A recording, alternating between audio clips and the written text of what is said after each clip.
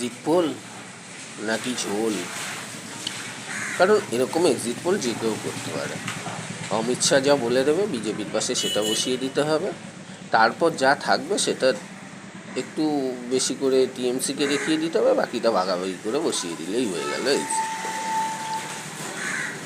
এরকম ঝোল বানাবার কি আছে ভাই? আগের বার বিধানসভা ভোটের পর যা দেখিয়েছিল তার সাথে কোনো রকম একটু মিল হয়নি।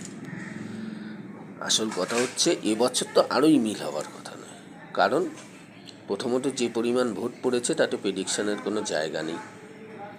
তারপর কে কাকে ভোট দিচ্ছে কেউ কোনো কথাই বলছে না, সবাই চুপ করে রয়েছে। তো এই যে প্রেডিকশান এরা করছেটা কী করে? তারপর অর্ধেক তো পেইড সাংবাদিক, যারা আসছে তারা না বোঝে এখানকার ভাষা, না কিছু বোঝে, যে যার মতো নিজের গল্প নিজে তৈরি করে লিখে দেয় মনিবদেরকে খুশি রাখার জন্য। কারণ আমাদের দেশের মিডিয়া তো এখন পেইড মিডিয়া, কোনো না কোনো মাধ্যম থেকে টাকা পেয়ে থাকে। তো একটা কথাই বলবো, 4 তারিখ পর্যন্ত অপেক্ষা করুন, ভোট গণনা শুরু হোক, নইলে আবার সেই লেজে গোবরের গল্প দেখতে হবে, শুনতে হবে, সে যে পার্টিরই হোক।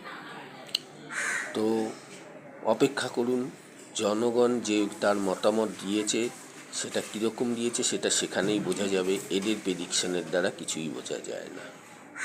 অতএব ভরসা রাখুন, 4 মে দুপুর 12টা পর্যন্ত অপেক্ষা করুন।